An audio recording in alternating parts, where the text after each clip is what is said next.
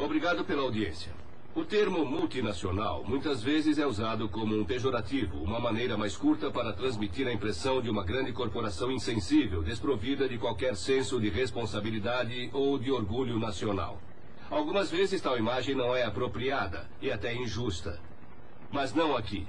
As multinacionais da reportagem de Tony Jones têm se comportado com um cínico descaso quanto às consequências de suas ações. Na metade dos anos 70, o mundo se chocou com a revelação de que bebês estavam morrendo como moscas na África, simplesmente porque foram desmamados e alimentados com fórmulas ou leites infantis totalmente inadequadas às condições ambientais em que viviam. O marketing agressivo por trás desta mudança fatal no estilo de vida foi um escândalo internacional. 15 anos depois, tudo o que mudou foi o mercado, que se expandiu. A propósito, Four Corners não está sugerindo que as filiais australianas das corporações multinacionais caracterizadas na reportagem de Tony Jones estejam envolvidas nas alegações levantadas neste programa.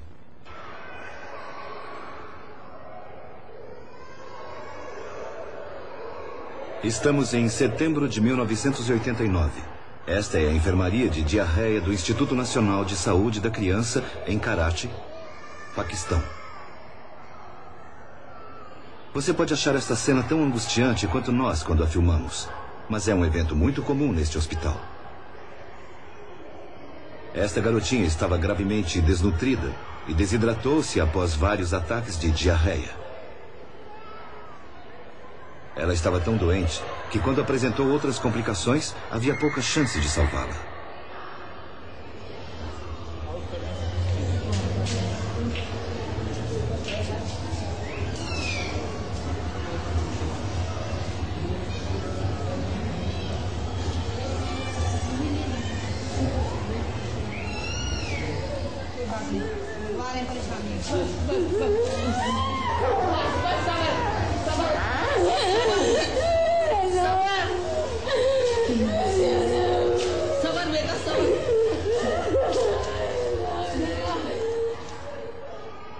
E mesmo com a morte de uma criança, raramente os médicos ficam chocados.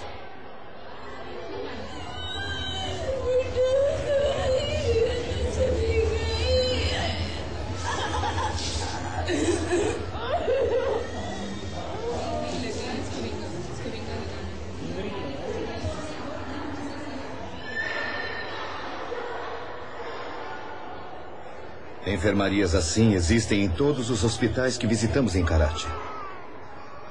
Os casos são tragicamente parecidos, com um padrão que se repete em todo o país.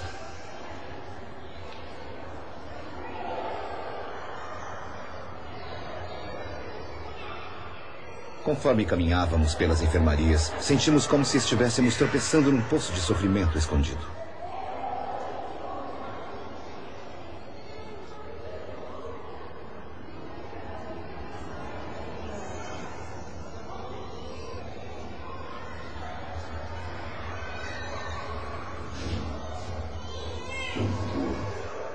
Estes são lugares onde as crianças vêm para morrer. Nós vimos estes rostos muitas vezes nos hospitais e clínicas do Paquistão. E nas Filipinas, nós encontramos a mesma história, os mesmos rostos. Muitas vezes eles pareciam estar flutuando perigosamente perto da morte. A desnutrição grave deixou-os com aspecto de velhos.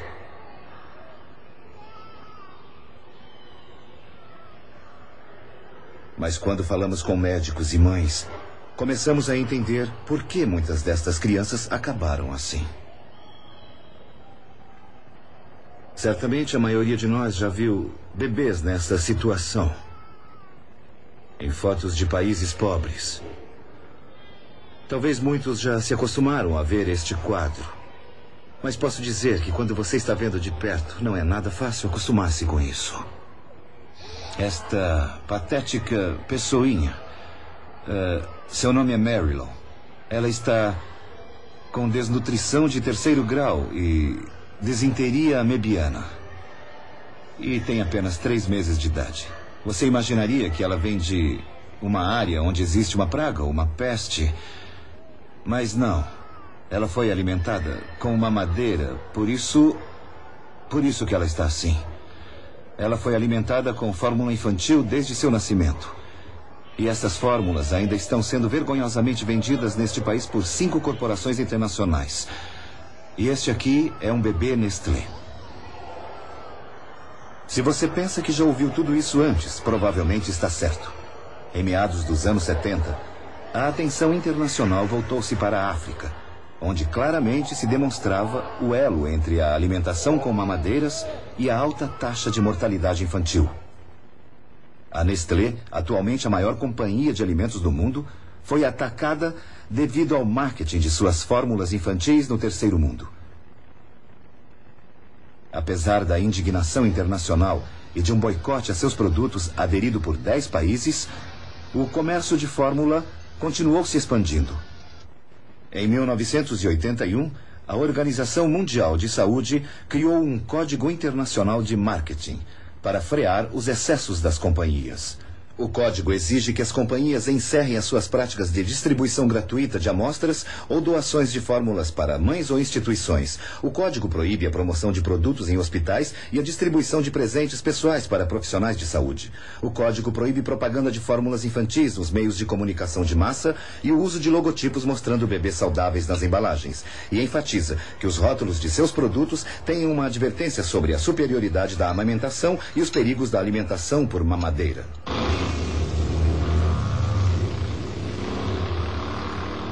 118 países foram signatários do código, incluindo o Paquistão.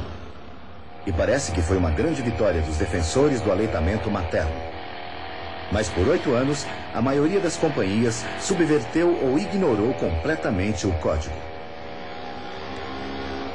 Isso é particularmente óbvio em países como o Paquistão, que fracassou em torná-lo uma lei.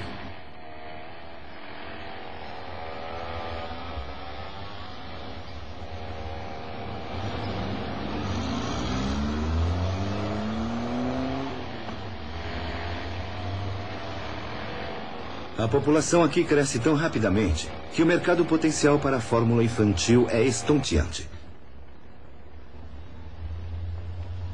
Existem 110 milhões de pessoas vivendo aqui e espera-se que este número dobre nos próximos 30 anos.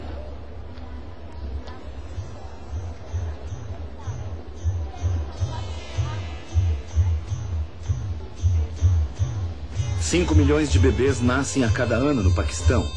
E existem pelo menos umas 40 fórmulas de leites infantis diferentes no mercado local. Mulheres que mal podem comprar estão usando fórmulas, apesar das esmagadoras evidências de que a amamentação é limpa, gratuita e passará imunidades naturais aos bebês. Mesmo nos últimos 20 anos em que estive associado a esta unidade, eu tenho visto que a amamentação declinou muito rápido em Karachi. Nesta cidade, amamentar era muito comum porque tradicional e religiosamente nós somos ligados ao aleitamento materno. E é nessa sociedade que a amamentação está declinando. Dizem que o Paquistão está enfrentando hoje a mesma situação da África de uns 10 ou 15 anos atrás. O senhor concorda com isso? Concordo. Eu acho que sim, definitivamente sim. E a menos que, ou até que a batalha contra a mamadeira e a alimentação artificial seja vencida, nós poderemos viver tempos ainda piores. Pior do que na África? Sabe, pior que na África. Mesmo sendo o professor Bilu um dos líderes da pediatria no Paquistão, ele sente-se incapaz de controlar as violações do código em seu próprio hospital. Os bebês prematuros são exclusivamente alimentados com fórmulas lácteas doadas, numa enfermaria cheia de lembranças das companhias de leite como relógios e cadernos de anotações.